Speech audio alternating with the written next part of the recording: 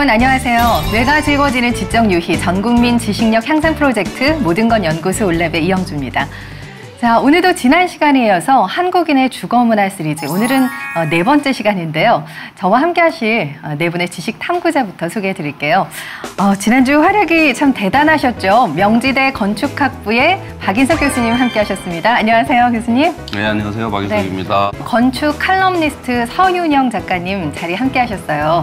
반갑습니다, 작가님. 네, 안녕하세요. 역사 여행가 권기붕 작가님 함께 하십니다. 안녕하세요. 네, 안녕하세요. 호기심사년금 박창규 리포터와도 함께 하겠습니다. 네, 안녕하세요. 박창규입니다. 자, 앞서 말씀드린 대로 오늘 나눠볼 이야기가요, 우리 한국인의 주거 문화에 대한 이야기인데요.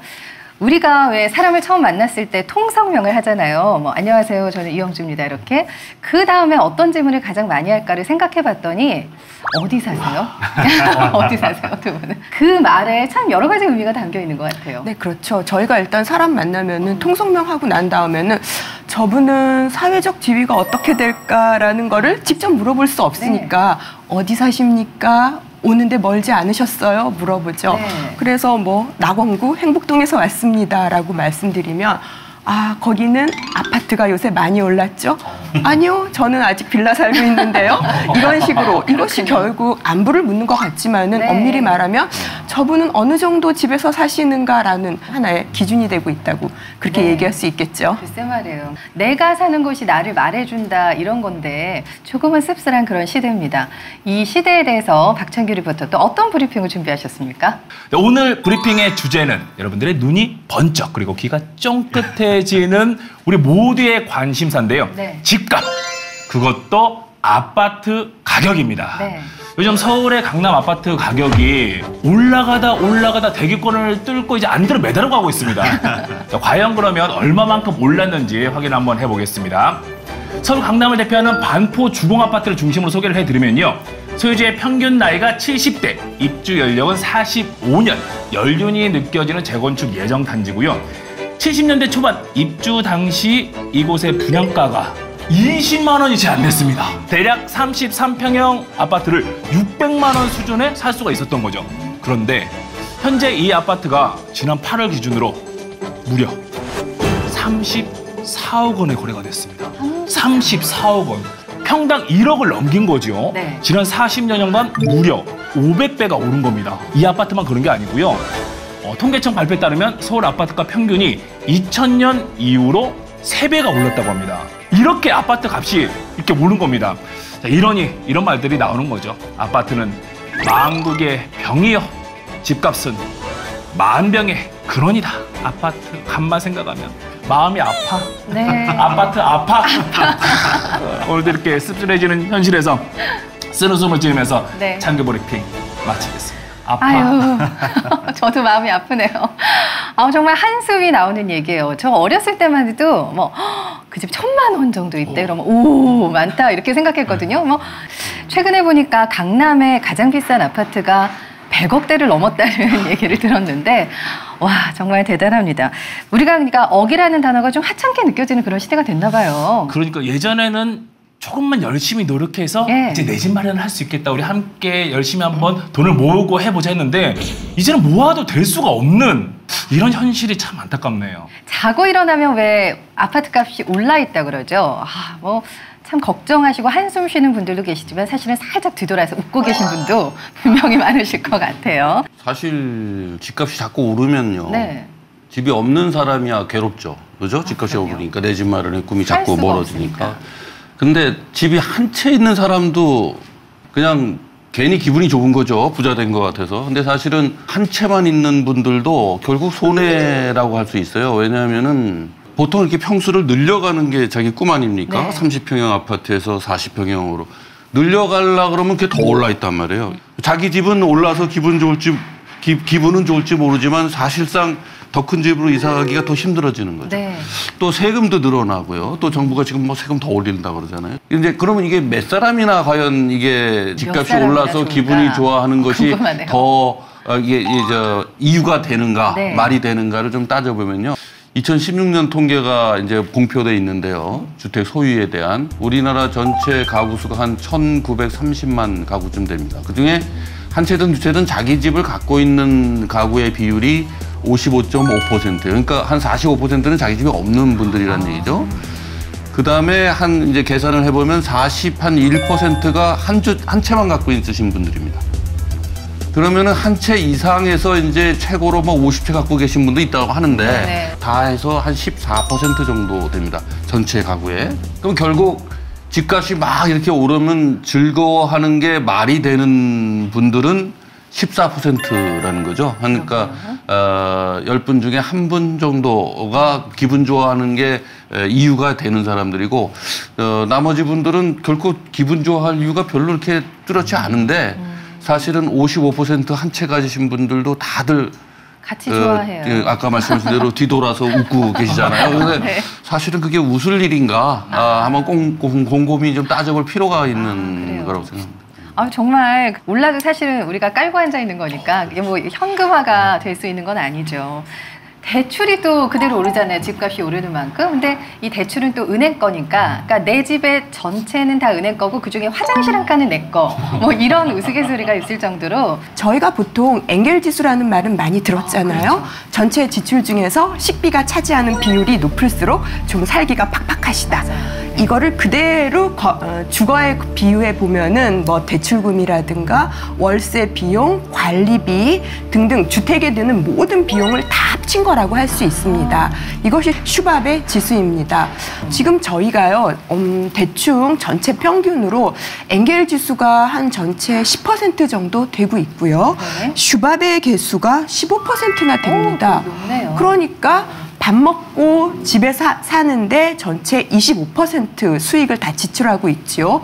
또 여기에다가 또 40, 50대 가장분들은 자녀 교육비 때문에 한참 힘드시잖아요. 짐작조차 안 되고 있습니다만은 대략 슈바베와 엔겔을 다 합친 것만큼 되지 않을까 생각하고 있습니다. 네. 생각해 보니까 전체 수입 중에서 50%를 먹고 잠자고 아이들 가르치고 상당히 좀 살기가 팍팍한 편이죠. 그러네요. 그러니까 청장년 세대를 중심으로 이 슈밥의 상승률이 굉장히 높다는 얘기를 들었는데요. 근데 우리가 그럼에도 불구하고 허리띠를 막 졸라매면서 집 한 채 좀 구입하려고 애를 쓰잖아요. 뭐 여러 이유가 있겠지만 저도 이제 한 5년 전에 결혼을 했는데요. 그때 처가 하는 얘기가 우리도 빨리 집을 사야 되지 않겠느냐. 다른 이들도 이제 결혼하면 다 사니까. 많은 사람들이 이 가는 길을 가지 않는 거에 대한 두려움 때문에라도 이제 아파트에 더 신경을 쓰는 듯 한다는 느낌이 들었고요. 네. 또 이제 아파트라는 어떤 재화의 특성상 이거는 개량하기가 상대적으로 용이하지 않습니까? 일반 주택에 비해서. 그래서 상품으로서의 가치가 있다라는 것도 또 하나 이유가 되는 것 같고, 또 지금은 돈이 이제 갈 곳이 많이 없는 것 같아요. 투자할 곳이. 그렇다 보니까 이 부동산, 특히 아파트로 몰리는 게 아닌가. 또 동시에 대출이 또 금리가 워낙 좀 상대적으로 낮다 보니까 돈을 구하기가 또 너무 쉬워진 것도 한 이유가 되는 것 같고요. 그러면 여기 전문가분들이 계시니까요. 단도직입적으로 아파트 가격은 언제까지 이렇게 미친 듯이 오를까요? 글쎄요. 이게 우선 말씀드리고 싶은 것은 말이에요. 아까 왜 이렇게 올인하느냐 이런 말씀하시잖아요. 예. 근데 사실은 자꾸 집값이 오르니까 불안하니까 그런 거 아니에요? 근데 집값이라는 게 두 가지 종류가 있죠. 진짜 주택을 사기 위해서 필요한 그 집값이 있고 네. 임대료라는 게 또 따로 있죠. 그래서 임대료. 근데 임대료만 안정되면은 집값이 이렇게 올인 안 합니다. 내 집 마련에. 무슨 말씀인가 하니 가령 아까 저기 뭐 반포 아파트가 30억이니 뭐 그랬는데 30억 아파트면은 은행 이율 2%만 쳐도 6천만 원을 내고 사는 겁니다. 1년에. 계산해 보시면. 네. 내 집 갖고 있으면 한 푼도 안 드는 것 같지만 사실은 그 이자 비용이 다 지출되는 거라고 봐야 되잖아요. 그거하고 비교해서 이제 임대료가 그거 이하의 수준으로 안정이 된다면 굳이 내 집 마련할 이유가 없죠. 더 비싼 이자를 내는 셈인데 그걸 산다는 것은 살 필요가 없는 거잖아요. 근데 임대료가 따라서 자꾸 오르니까 이제 내 집 마련에 자꾸 올인하게 되는 거죠. 신경을 안 쓸 수가 없고. 그리고 집값이 언제까지 이렇게 오를 거냐, 이렇게 미친 듯이 오를 거냐라는 얘기는 사실은 이게 쉽게 하기 힘든 얘기인데요. 유동자금의 규모니 뭐니 관련 요인들이 하도 많아서 이걸 간단하게 뭐 이렇다 저렇다 말씀드리기가 참 조심스러운 문제이기도 합니다. 그렇지만은 하나 우리가 분명하게 생각해야 될 것은 우리나라가 이 아파트 공화국이 된 이유가 뭔가를 한번 생각해 보죠. 아파트가 이렇게 인기가 있게 된 이유가 뭔가. 그것은 그냥 간단히 말씀드리면은 아파트 아닌 일반 동네의 환경이 매우 나쁘기 때문에 아파트 밖에는 중산층들이 아파트 단지 외에는 대안이 없기 때문에 아파트 단지로 자꾸 몰리는 거거든요. 그럼 아파트 값이 오르지 않으려면 아파트 이외의 동네의 환경이 아파트 단지에 버금갈 만한 환경 수준이 돼야 비로소 아파트의 상대적인 인기가 떨어질 거라고 그렇죠. 우리가 쉽게 예상해 볼 수 있지 않습니까? 그럼 우리가 앞으로 일반 동네의 환경 수준이 아파트 단지 버금가게 좋아질 날이 언제일까 한번 생각해 보십시오. 쉽지 않을 건데 라는 생각을 금방 하실 거 아닙니까? 이렇게 주차장으로 꽉 찬 다가주택 골목이 과연 아파트 단지처럼 놀이터와 녹지와 이렇게 있는 대로 변할 날이 언제쯤 올까 한번 생각해 보십시오. 엄청난 국가 투자가 국가의 노력이 필요하잖아요.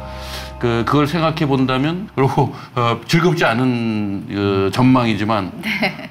할 수 없죠. 대부분 이제 당분간은 오른다 그런 전망들을 내놓으시는데, 근데 다른 나라도 우리나라처럼 이렇게 심한가요? 그러니까 집이 돈이다 이렇게 생각하는? 사회에 따라 좀 다르긴 한데요. 일반적으로는 이제 그 도시 서민이나 아니면 도시 빈민들의 생활 공간이 아파트로 일반적으로 알려져 있습니다만, 홍콩은 조금 우리랑 비슷한 길을 걷고 있는 게 아닌가 싶기도 해요. 특히나 이제 홍콩이 중국에 반환된 이후부터는 네. 중국인들의 이제 홍콩 이주를 중앙 정부에서 사실은 촉진해 온 경향이 없지 않아 있거든요. 그러면서 홍콩 인구가 갑자기 막 증가 일로에 있었는데, 그러면서 평당 1억 원이 넘는 그런 아파트들이 속출하고 있습니다. 지금 네. 제가 지난 봄에 다녀온 이제 홍콩의 모습인데, 오래된 아파트와 새로 지어진 아파트가 이제 극명하게 대비되는 모습인데 네. 놀라운 건 우리 가까이에 있는 좀 나름 허름한 아파트들도 예. 평당 거의 1억에 가깝게 올라 있다는 거죠. 저런 집들이요? 네. 그 심지어 저것도 한 가구의 공간들이 다닥다닥 붙은 게 아니라 저 한 가구 안으로 들어가면 네. 방 하나를 나눠서 혹은 방 하나도 침대 하나씩으로 나눠서 완전히 심하게 말하면 닭장처럼 살아가는 분들이 상당히 많습니다. 예. 근데 그마저도 비싸가지고 이제 공장지대나 아니면 창고에 새를 일부러 조금 공간을 내어가지고 거기 살아가는 분들도 많거든요. 지금 뭐 홍콩 사진 보고 와 놀랍다는데 엄밀히 말한다면 말이죠. 저렇게 고밀의 아파트에 사는 게 생각보다 역사가 오래되었습니다. 최초의 아파트가 언제 있었다고 생각하세요? 저희가 지난주에 한번 다뤄봤었는데 1932년도. 그럼 우리나라. 네. 역사상 알고 나오는 줄 알았네. 네. 역사상 최초의 아파트를 이제 공동주택이라고 정의한다면은 생각보다 역사가 오래돼서 기원 무렵에 로마 제국까지 거슬러 올라갑니다. 예, 원래 로마 제국은 일찍이 큰 제국을 건설하면서 로마가 국제도시로 막 성장하게 되죠. 그렇게 되니까 원래 로마의 부유층들은 도무스라고 하는 단독주택들을 짓고 살았는데 점점 도시가 커지면은 그 이제 주거 환경이 나빠지니까 로마의 부자들은 인근 도시로 이주를 하게 되고 그 기존에 있던 도무스 대신 인슐라라고 하는 6, 7층짜리 요즘으로 말하면 빌라 같죠. 그런 집들이 아주 질비하게 늘어서게 되고 원래 기존의 로마 부자들은 로마 인근에 폼페이, 오스티아 같은 휴양 도시에 가서 살게 되죠. 바로 이렇게 되다 보니까 즉 빈민을 위한 인슐라를 점점 많이 짓다 보니까는 점점 고밀화되고 슬럼화되고 그러다 보니까 나중에는 얼기설기 더 많은 셋집을 받기 위해서 6층, 7층까지 짓다 보니 로마 대화재가 일어난 것도 바로 그런 이유 때문이었죠. 근데 이제 홍콩 사례를 저희가 보여드렸는데요. 보니까 좀 오싹한 기분도 들고 참 우리나라가 저렇게 되면 어떡하지 괜한 걱정을 또 제가 하게 되는데요. 천정부지 아파트 가격, 과연 거기에 어떤 비밀이 숨겨져 있을지 좀 키워드를 통해서 알아보도록 하겠습니다. 첫 번째 키워드 보여주세요.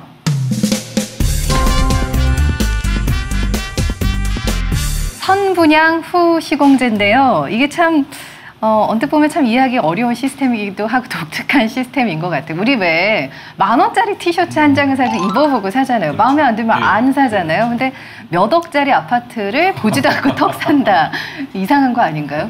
뭐 보지도 않고 사는 거라고 하기는 힘들고 모델하우스를 보고 사잖아요. 모델하우스. 네. 우리나라에서 그 1969년에 한강 맨션이 처음 이제 모델하우스 방식으로 분양을 했었는데 일단 건축비는 이 아파트 가격이요, 분양 가격은 지금 정부에서 이미 오래전부터 분양가를 기준을 정하고 있죠. 기본형 건축비 같은 걸 매년 이제 고시하고 있고, 그거 자체가 이제 업체들의 실적을 기준으로 하기 때문에 이 과다 계상의 논란에서 자유롭지는 않지만 어쨌든 그것을 벗어나는 터무니없는 가격으로 이렇게 책정하는 거는 구조적으로 어렵게 돼 있는 건 사실이고요. 급격하게 이전하면은 여러 가지 문제가 있겠지만 뭐 이제 중간에 그 자금을 시공업체가 다 부담한다는 게 가능한가? 뭐 이런 뭐 여태까지는 계약금 뭐 중도금 이런 걸 받아가면서 이제 저 시공업체가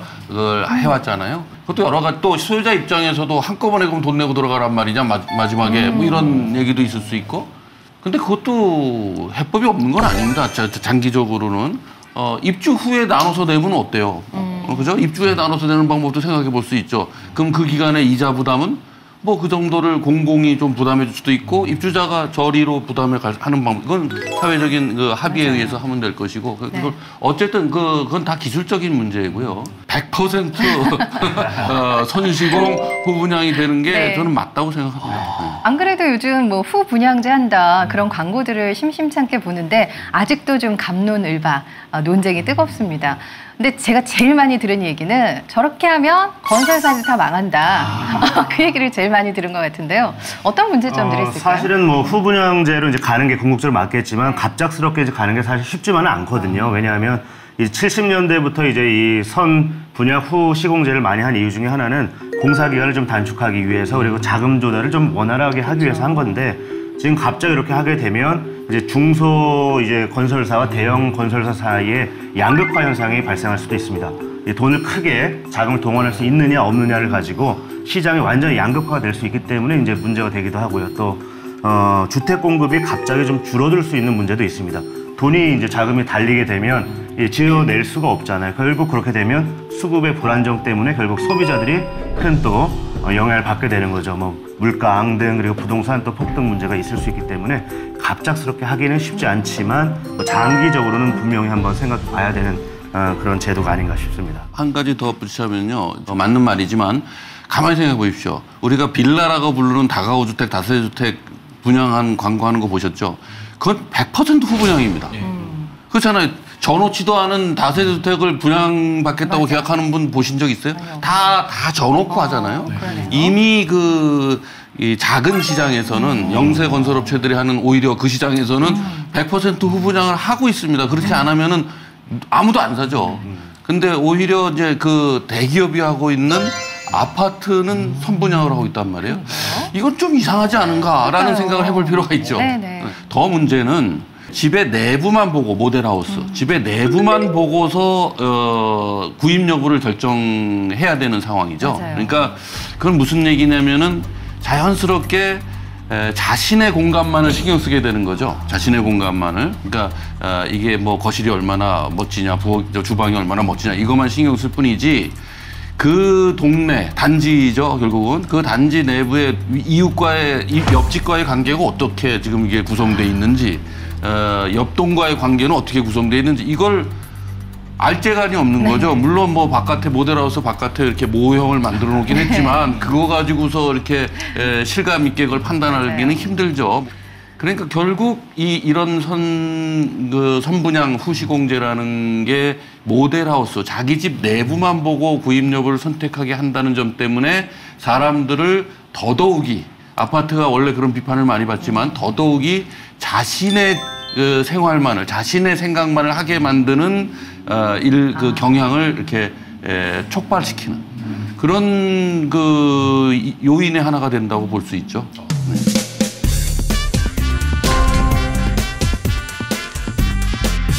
가격 담합이라는 키워드인데요. 요즘 뭐 기사에서 많이들 보셨을 겁니다. 근데 부동산 업자들도 뭐 혀를 내두를 정도라면서요. 뭐 육아 카페를 가입해봐도 그렇고 육아나 이런 얘기 뭐 그런 것들 있긴 하지만 그거는 전혀 뭐 얘기가 별로 나오지 않고 대부분이 부동산 문제.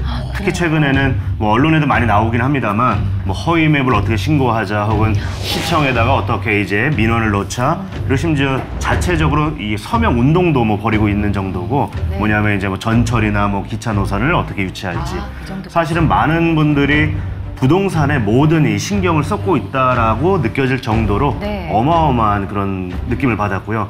특히나 이분들 관련해서 또 제가 주변에 이제 부동산 중개하는 분들한테 한번 취재를 한번 했더니 집주인이 조금 급해서 좀 싸게 내놓은 건데 그것을 이제 허위 매물로 신고해서 영업에 방해를 받고 있다라고 얘기를 하는데 뭐 그건 아마 그분만의 문제는 아닐 겁니다. 요즘 언론 보도되는 걸 보면. 담합을 하시는 분들의 뭐 마음을 전혀 이해 못하는 건 아니지만 이런 것들을 좀 법적으로 제재할 필요도 있지 않나요? 그게 지금 정부가 검토하고 있는데 현재 실정법으로는 이제 마땅치 않다라는 얘기 아닙니까? 이게 공정거래 위반이죠. 근데 공정거래 위반이라는 현재 법률은 사업자를 대상으로 처벌 기준이 있지 개인을 대상으로 처벌 기준이 없다는 거예요. 그러니까 개인이 이걸 하는 행위를 담합이라고 보기 힘들다는 거죠.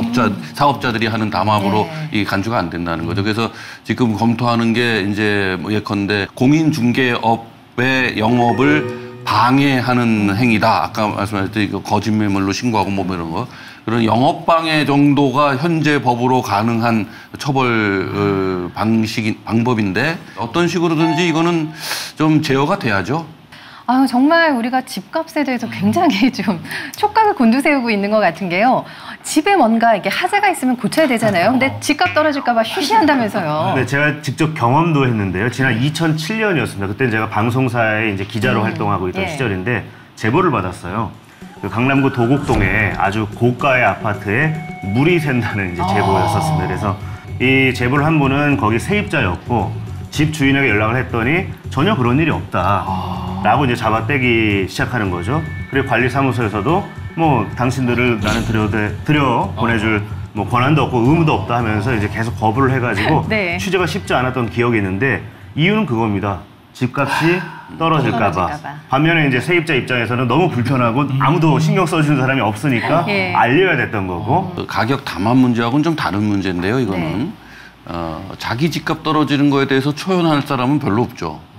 근데 사실 이거는 제가 그래서 아파트 단지라는 걸 아파트 공동체가 형성되기 쉽다 뭐 이런 같이 사시니까 가까이서 이런 말씀들을 많이 하시는데 저는 공동체적인 성격보다는 결사체적인 성격이 훨씬 크다. 아파트 단지라는.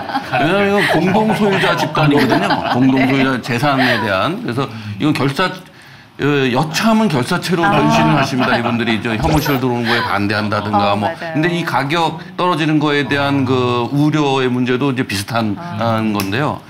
저는 이거를 주민들만을 탓할 문제는 아니라고 생각합니다. 제 집값이 몇 천만 원 떨어질 수 있다라는데 초연할 수 있는 이 집 한 채 가진 보통 사람들 입장에서 그거는 초연할 수 있는 문제라고 보기는 힘들거든요. 결국은 이거는 원하지 않는 결사체를 만들어버린 이 단지라는 공간 구조가 빚어낸 우리 사회의 굉장히 아주 그 슬픈 단면이다라고 얘기할 수밖에 없습니다. 맞아요. 저라도 뛰쳐나갈 거예요, 아마. 아마도.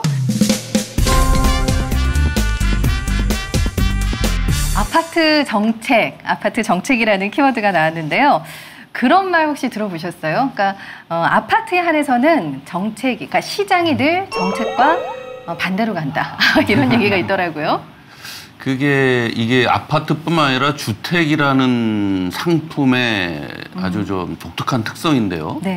일반적인 상품은 가격이 오르면 이윤이 폭이 늘어나니까 공급을 가격이 오른다는 건 수요가 많아진다는 얘기 아니에요? 그래서 공급을 늘립니다. 그리고 이제 수요가 줄어들면 그 공급도 줄어들고 공급이 늘어나면 또 가격도 좀 내리고 뭐 이런 이제 그 수요 공급의 법칙이라는 게 있지 않습니까? 그런데 이 집이라는 것은 그 거꾸로 움직이는 속성이 있어요. 지금 뭐 다들 금방 느끼시겠지만 아파트 가격이 오른다 그러면 매물이 싹 들어갑니다. 네. 가격이 올랐는데 팔겠다는 사람이 없어져요. 그렇죠? 그리고 가격이 올랐는데 사겠다는 사람은 더 늘어납니다. 거꾸로 일반 상품하고 그리고 거꾸로 가격이 내려간다 그러면은 집을 팔려고 막 내놔요. 더 내려갈까 봐. 그죠? 그리고 사겠다는 사람은 안 사요. 네. 더 내려가길 기다려야지. 그리고 안 산단 말이에요. 그러니까 이게 일반 상품하고 이렇게 거꾸로 가는 속성이 있습니다. 이 주택이라는 게 굉장히 큰 재화이기 때문에. 그리고 이게 가격이 이렇게 오르락내리락 하는 게 이렇게 긴 그 곡선을 갖고 움직이기 때문에 속성이 있기 때문에 거기에 따라서 이 매수자와 매도 세력이 다른 상품하고 좀 다르게 반응을 하죠. 그런 가운데 우리 사회의 독특한 그 아파트라는 황금성이 유난히 큰 그 아파트라는 특별한 주택 상품이 그 경향에 더 민감하게 작용하고 있다고 봐야 되겠죠. 그러니까 그 이상한 거죠. 늘 정책과 반대로 간다라는 게 일반 정책은 일반 상품처럼 지금도 공급 확대해야 된다 그러지 않습니까? 그럼 공급 확대하면 과연 잡힐 것이냐? 저는 그 쉬운 문제가 아니라고 생각합니다. 반대론자들도 많죠. 괜히 공급 확대, 강남 같은 데 공급 확대했다가 다른 투기 불씨를 터뜨릴 위험성이 더 크다. 거기로 돈이 더 몰리는 거죠. 뭐 이런 식으로. 예. 이런 말들도 하세요. 이렇게 되면 뭐 정부가 그냥 손 놓고 시장에 맡기는 게 낫지 않겠나? 그럴 수는 없죠. 그럴 수는 없고 이제 그 모든 정책이라는 건 정책 실수라는 게 항상 일정 비율 섞여 있게 마련인데 이 워낙 이게 유별난 상품이다 보니까 그 정책의 실패가 좀 두드러지고 국민들 눈에서도 굉장히 민감하게 받아들여지고 하는 면이 있는 건 사실이죠. 그렇다고 해서 그렇다고 정책하고 자꾸 정책이 실패하니까 손 놓자. 이거 뭐 있을 수 없는 문제죠. 그래요. 더 신중한 정책을 우리는 고민해야 된다. 뭐 이렇게밖에는 말할 수 없겠죠. 네. 이제 교수님도 계속 말씀하시고 여러 분 말씀하시는데 자꾸 그럼 아파트라는 상품, 정책, 가격. 근데요. 집이라고 하는 건요. 사는 것이 아니라 사는 곳이죠. 그러니까 이게 이제 정부에서 시행하는 주거 정책에는 크게 두 가지가 있습니다. 집값을 좀 안정시켜서 모든 국민에게 공평하게 1가구 1주택을 갖게 하는 정책이 또 있고요. 또 하나 두 번째는 뭐냐면은 집값이 너무 비싸다면 주거 서비스는 정부에서 국가에서 시행하는 기본적인 복지 서비스 중에 하나이기 때문에 공공임대 정책, 그러니까 공공임대 아파트를 확충하는 방안도 있습니다. 근데 일반적으로 어떻게 됐었냐면은 이 아파트라고 하는 거는요, 크게 두 가지입니다. 임대냐, 분양이냐. 그 전까지 우리나라 아파트라고 하는 건 무조건 다 분양이다. 그래서 딱지 하나라도 얻으면 프리미엄 받아서 또 얼마 되팔고 이런 것만 생각했습니다마는 원래 유럽에서 아파트가 나왔던 이유는 주거 빈곤층에게, 공장 노동자들에게 공공임대주택을 활성화하자는 방향으로 나왔기 때문에 어파트먼트인 거죠. 네. 결국은 이제 단기적인 정책은 정책 실패도 있을 수 있고 비판도 있을 수 있고 약효가 먹힐 수도 있고 잘 안 먹힐 수도 있고 하는데 이럴 때일수록 강조해야 되는 것은 기본으로 돌아가는 겁니다. 기본적인 정책은 지금 말씀하신 것처럼 공공임대주택을 비율을 늘려서 전체 시장이 주택시장이 아파트 시장이 이런 가격 변동에 대한 저항력이 크게 만드는 게 기본이거든요. 그래서 임대료 시장을 안정시키는 일. 그것이 많아지면 많아질수록 단기적인 정책들도 보다 쉬워지겠죠. 이제. 네. 자, 모든 것 연구소 원래 우리 한국인의 주거 문화에 대한 이야기를 나누고 있는데요. 그러니까 아파트 이야기를 우리가 하다 보니까 지금 그러니까 얼굴들이 다 굳으셨어요, 막. 좀 피로감이 몰려오곤 하는데, 자, 여기서 잠깐 좀 멈추시고 호흡을 하시고. 자, 그들만의 세상, 아파트를 떠나서 정말 새로운 보금자리를 만드신 분들이 있거든요. 그분들 만나고 오셨다고요? 네, 지금 말씀하셨다시피 저희가 올레블 20회 이렇게 녹화를 하면서 오늘처럼 답답한 적이 있었나 싶어요. 고구마를 한 3-4개 정도 먹은 것처럼 꽉 막힌 느낌인데 이번엔 조금 다르게 찬남매가 아산시 송악면에 있는 송악면 사람들, 송악마을 사람들을 만나고 왔는데 마을 공동체, 특히 이제 교육 공동체를 이루고 살고 계시더라고요. 네. 조금은 이제 다른 모습을 만나보실 수가 있을 겁니다. 네, 저희도 그러면 아산으로 함께 따라가 보시죠. 호기심 사냥꾼 박찬규, 박찬석. 저희 박찬남매가 도착한 이곳은 충청남도 아산시 역촌리 마을입니다. 야, 주변이 참 예쁘지 않나요? 아니 제가 쭉 들어오다 보니까 돌담길 있지, 벽화 있지, 이런 마을이 꼭 살아야 되는데. 살아야지. 살아야 되는데. 여기가 마을도 예쁘지만 또 마을에 특별함이 있습니다. 어떤? 다른 마을과는 차이점이 있어요. 몰라? 몰라. 나도 몰라. 이번 주도 몰라. 몰라. 그래서 또 한 분을 모셨어요. 안녕하세요. 안녕하세요. 네, 안녕하세요. 야. 의상부터가 벌써 주변에 있는 벽화랑 잘 어울리잖아요. 네, 감사합니다. 네, 안녕하세요. 저는 사회적 협동조합 성업동네 사람들의 상임자를 맡고 있는 유채영이라고 합니다. 이사님, 네. 이 마을이 너무 예쁘다고 제가 계속 얘기를 했는데 다른 마을과 우리 이 역촌이는 어떤 차이점이 있나요? 네, 저희 마을은요, 마을 안에 학교가 마을이 학교다라는 모토로 이렇게 마을과 학교가 같이 연계되어서 이렇게 마을 교육이 잘 이루어지는 것으로 유명합니다. 네. 어떻게 또 이쪽으로 오시게 남편 됐는지. 직장 따라서 한 7년 정도 전에 이제 이렇게 아산 지역으로 내려왔는데요. 그 교육을 갖다가 이렇게 공부만 시키는 것이 아니라 다른 자율적인 창의 예술 교육 활동들이 되게 많더라고요. 그리고 생태 교육도 하고요. 그래서 아이를 갖다가 이제 그쪽에 입학시키면서 이 마을과 인연을 맺게 되었는데 그런 분들이 또 마을에 네. 많이 계시다는 거 아니에요? 아, 그럼요. 저희 마을이 제가 나중에 와서 보니까 제가 들어올 당시 인구수가 3,500여 명이었는데 제가 지금 보니까 한 4,100여 명이 넘었더라고요. 이렇게 시골 마을 인구수가 는다는 게 쉽지가 않잖아요. 그렇군요. 그러면 또 마을 구경을 한번 해봐야죠. 그럼요, 직접 봐야죠. 네. 직접. 참, 이 돌담이 쫙 펼쳐져 있고. 아기자기하다.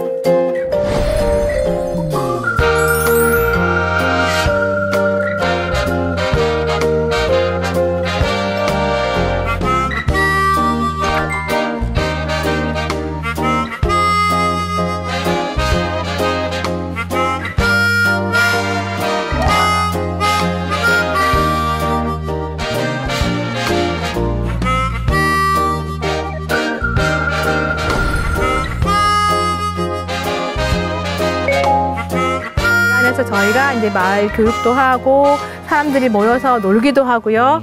공간 마당에서는 저희가 늘상 1년에 3번 정도 송암 놀장이라는 마을 장터를 여는데 그 장터도 열고요. 아까 봤던 골목에서 예술제도 하기도 하고요. 이렇게 공간을 중심으로 다양하게 놀고 있습니다. 네. 마을에서 참 많이 해요. 이것저것 다 해요.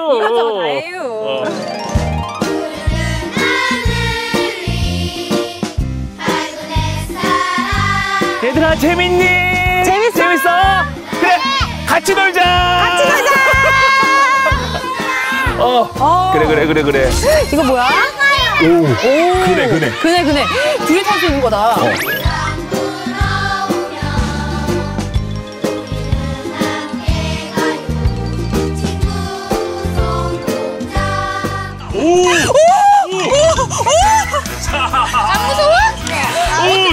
언니 너무 무서운데? 좀 더 아직 못 죽었어.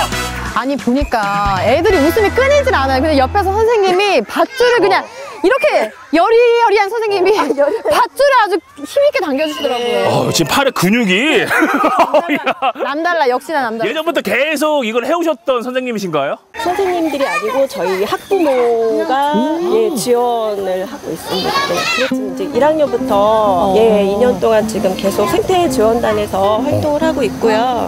논농사도 같이 하고요. 네, 뭐 이제 들뽑기행 같은 거 같이 산에 가서 들꽃도 찾아보고 우리가 먹을 수 있는 꽃도 찾아보고 이렇게 18줄 하고요. 커산이 원래 사람들이 없었는데 젊은 사람들이 없었는데 이 커산 학교로 인해서 지역으로 이사 들어온 사람들이 참 많다 보니까 지금 우리 아이들이 120명 정도의 수가 늘어나면서 안정권에 그래서 아이들이 더 편안하게 웃으면서 학교를 다닐 수 있는 학교가 된 것 같아요.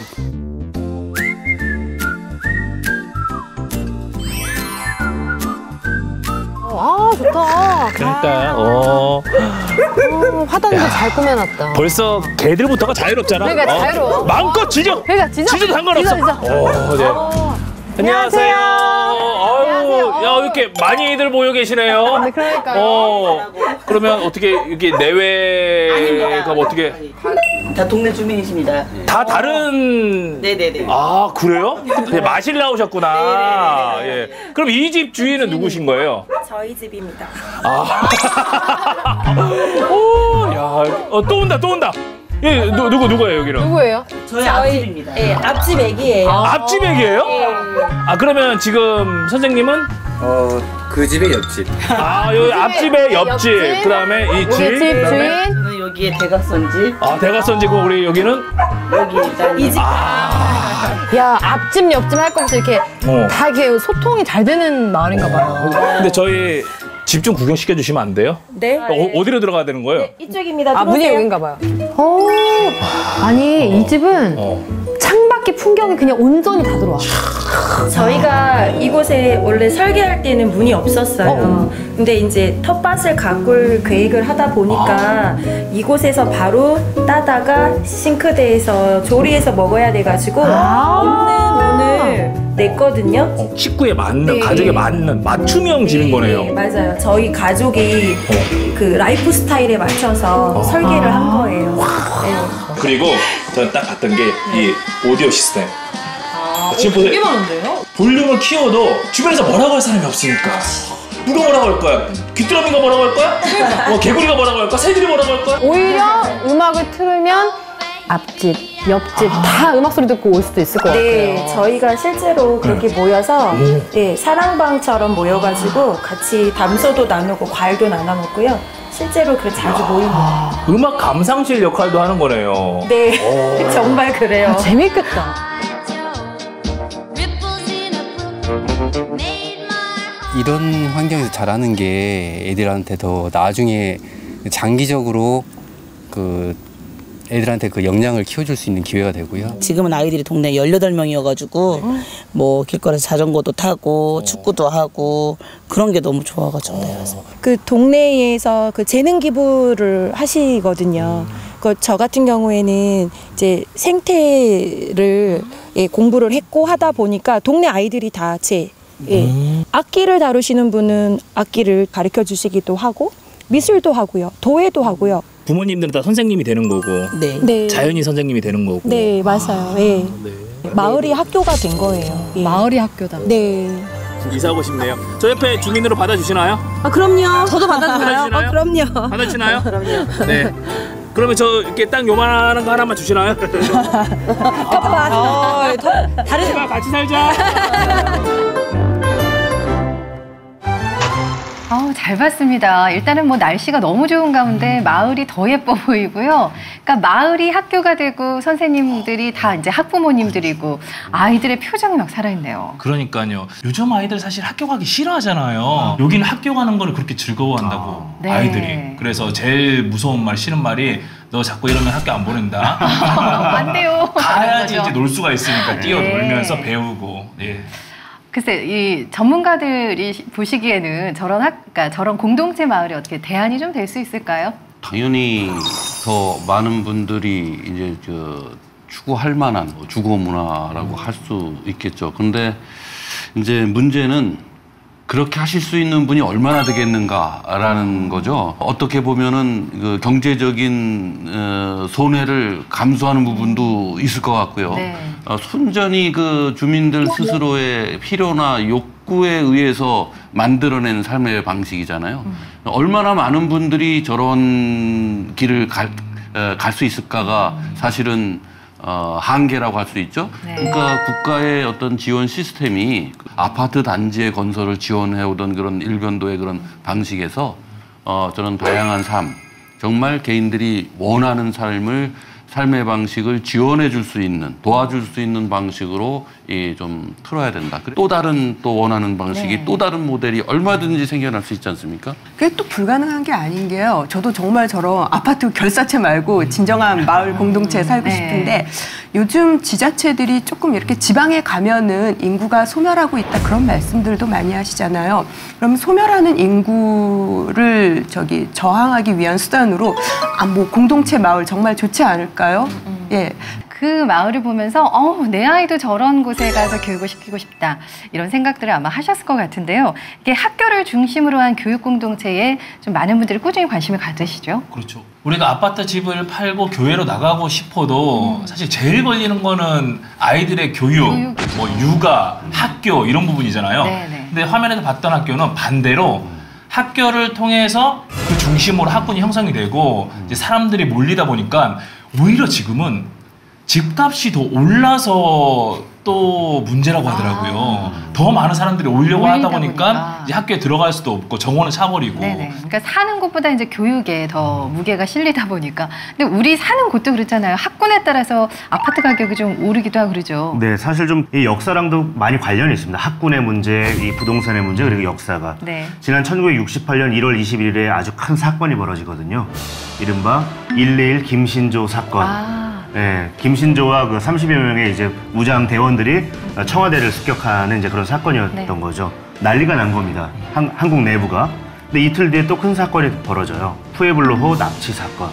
이 원산 앞바다에서 작전 중이던 미군 함정이 북한군과의 교전 속에 납치되어 가는 겁니다. 미군이 죽거나 다치고. 근데 그 해 말에 또 벌어져요, 사건이.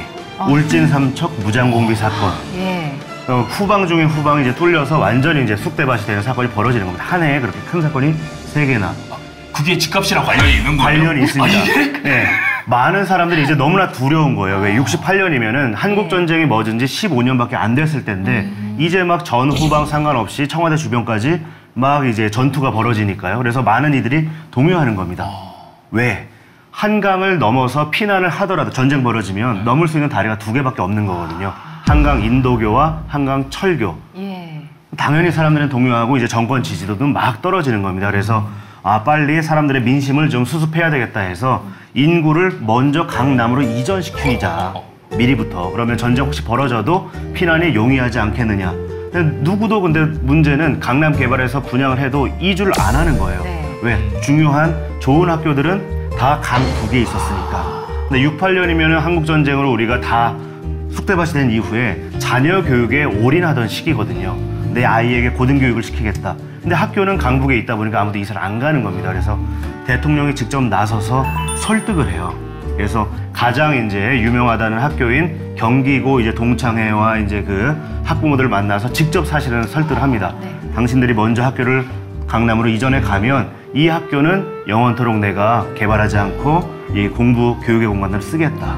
그래서 그 학교가 지금 정독 도서관으로 바뀌어져 있거든요. 북촌에 가시면 실제로 그 도서관 이름도 박정희 전 대통령의 친필입니다.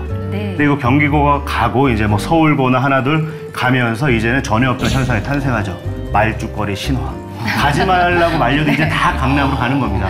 그 이제 학습 효과 때문에 이후 전두환 정권 때 목동을 개발할 때 양정고를 비롯한 아주 유명한 학교들을 같이 또 이제 이주를 시키는 거죠. 목동은 큰 문제 없이 붐이 일어나는 그런 길을 겪게 되는데 이 학군의 문제라는 게 결국 이 부동산 문제와 떼려댈 수 없고 또 역의 관계도 아주 밀접하게 관련이 되어 있는데요. 이 학군이라는 것, 아파트 혹은 이 부동산 문제와 정말 떼려댈 수 없다는 걸 우리는 이 장면에서도 확인할 수 있는 거죠. 그러면 방법이 정부 청사를 지방으로 내리는 게 아니라 서울대학교지만 서울대학교를 지방으로 내리고 고등학교도 이렇게 분산을 시켜버리면 이것도 하나의 방법이 될 수 있지 않나요? 사실 그런 제안들이 나온 게 사실입니다. 네, 사실인데 이제 워낙에 이제 동문회 동창의 힘도 크거니와 이제 그걸 나서서 주도할 사람이 아직까지 없다 보니까 그렇지 못했는데 그런 것도 충분히 한번 생각해볼 가치가 있는 내용들인 거죠. 움직여지지가 않았던 거죠. 예. 뭐 고등학교라면 이제 학군의 개념을 이제 완전히 혁파해서 뭐 평준화하는 문제가 하나의 대안이 될 수도 있겠고요. 네.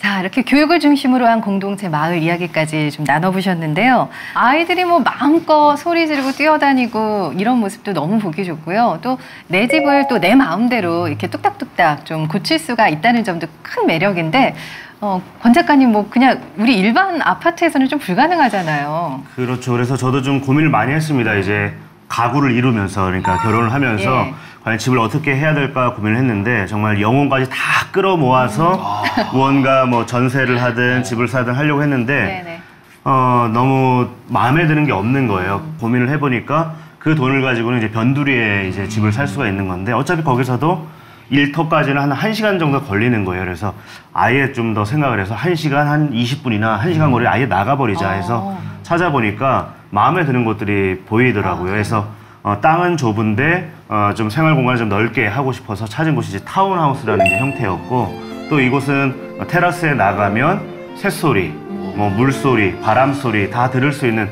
그런 구조였던 겁니다. 그래서 저 집을 사고 그리고 내부를 좀 개조를 해서 저희 이제 두 가족의 보금자리를 좀 개조를 많이 했죠. 그래서 많은 친구들이 좀 반대라고 해야 될까? 걱정을 했어요. 그래도 서울에 있어야 되지 않느냐.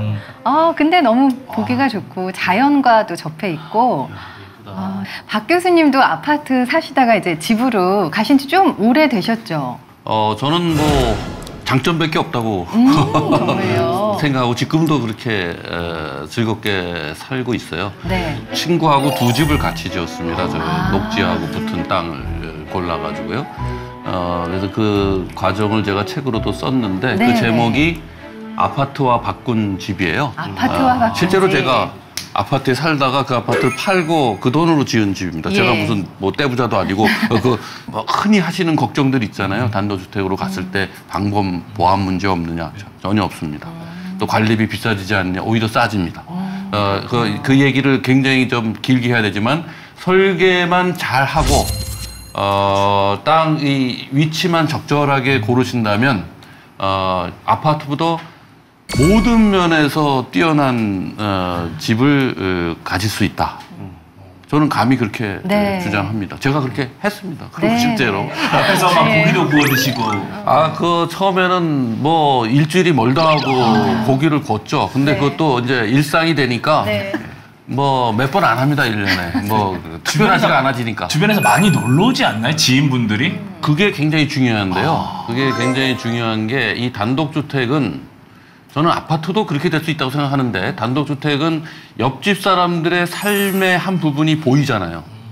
그러니까 저하고는 다른, 나하고는 다른 사람들이 내 동네에 같이 살고 있다는 걸 매 순간 느끼게 해줍니다. 이 단독주택 동네는. 그래서 저 옆집엔 꽃도 나하고 다른 걸 심어놨고 뭐 대문 색깔도 나하고 다르고, 그럼 지나가다가 이렇게 마당에서 일하시는 이웃하고 저 꽃은 어디서 샀느냐 이게 물어볼 수도 있고, 얼마 주고 샀느냐, 어디서 샀느냐 물어볼 수도 있고, 그죠? 그러다 보면 자연스럽게 이게 커뮤니티라는 게 생기는 거죠. 그러다 보면 자기 집에 고기 구워 먹을 때 오시라 그래서 같이 먹기도 하고 이런 일이 자연스럽게 생기거든요.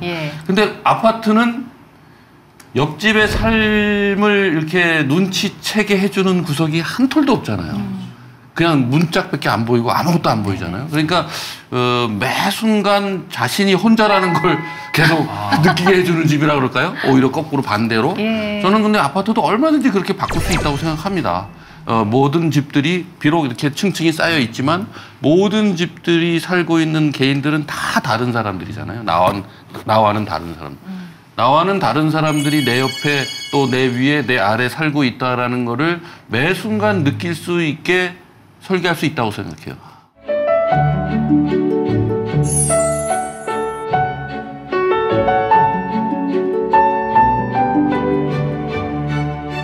아이들을 또 생각해 보면요, 그 머무는 공간, 건물에 대한 좀 우리의 인식도 좀 바뀌어야 되겠다. 이런 말이 있죠.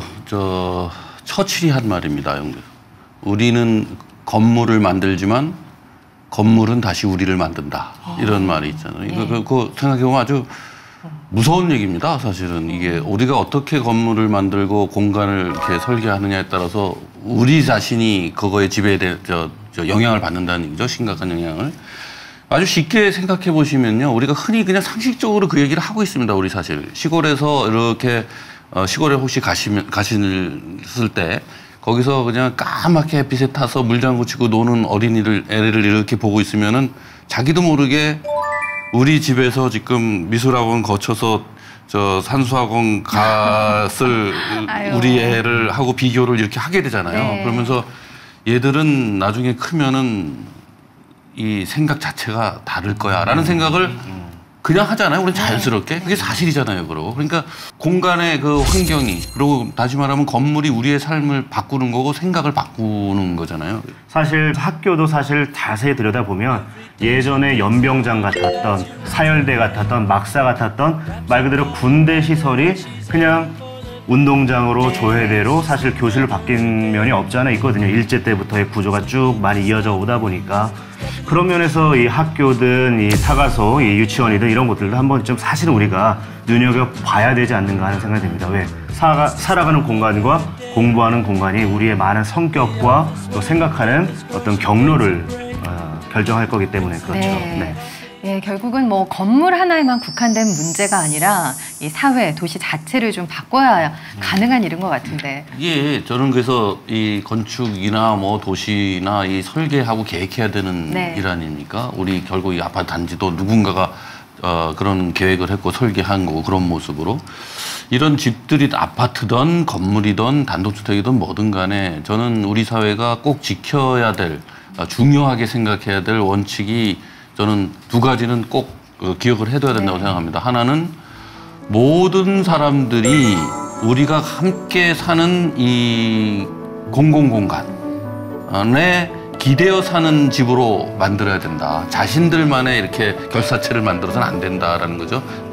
이 담장으로 둘러싸인 그거는 굉장히 사회의 그 건강함을 해치는 행위고 개인의 어떤 그 공동체 정신을 해치는 허약하게 만드는 일이기 때문에 두 번째 일은 집집마다 다른 삶의 내용이 이렇게 보이는 집을 만들어야 된다라는 겁니다. 그러니까 아파트는 전혀 이 두 가지 다 못 갖추고 있는데 그래야 우리가 매일매일 매 순간을 살면서 계속 나는 나와 다른 삶을 살고 있는 나와 다른 생각을 갖고 살고 있는 이웃들과 함께 이 사회를 살고 있다는 것을 계속 느끼게 만들어주는 거거든요. 그것이. 저는 이건 굉장히 중요한 일이라고 생각합니다. 이 사회의 건강함을 유지하고 어떤 시민사회의 건강함을 유지하기 위해서는 각각의 개인들이 우리는 서로 다르다. 그리고 그런데 이 다른 이웃들과 어울려서 함께 살아가고 있다. 살아갈 수밖에 없다라는 것을 우리가 스스로 매 순간 인식하게 만드는 일. 이것이 저는 집에 달려있는 굉장히 중요한 기능이라고 생각합니다. 네. 자, 오늘 우리가 사는 공간, 이 집에 대한 참 여러 가지 생각을 나눠봤는데요. 우리가 지난 시간에는 아파트 공화국에 대한 좀 중점적인 얘기를 했다면 오늘 제가 생각하는 키워드는 아파트 결사체가 아니라 아파트 공동체가 돼야 되겠구나 그런 생각이 듭니다. 뭐 저는 나중에 집 팔고 전원주택 이사 갈 겁니다라고 해도 모든 사람들이 다 갈 수도 없고 지금 아파트는 거의 다 국민주택, 대중주택이잖아요. 그래서 지금 자라나는 아이들 역시 어린 시절의 아파트를 집의 원형으로 영원히 기억하게 될 가능성이 크죠. 그렇다면은 아파트를 꼭 조금 부정적인 시각으로만 볼 것이 아니라 하나의 대안적인 시각으로서 아파트에서도 얼마든지 공동체를 할 수 있다. 저 역시 어린 시절 아파트에서 자랐기 때문에 좋은 기억으로 남아있는 것처럼 지금도 역시 조금 더 희망의 여지는 남아있지 않을까 생각하고 있습니다. 네. 아파트, 특히나 아파트 단지에 대한 문제점들을 많이 말씀을 해주셨잖아요. 그래서 아파트만이 꿀단지가 아니다. 우리 주변에도 많은 꿀단지들이 있을 수 있다. 네. 이렇게 저는 생각을 합니다. 네.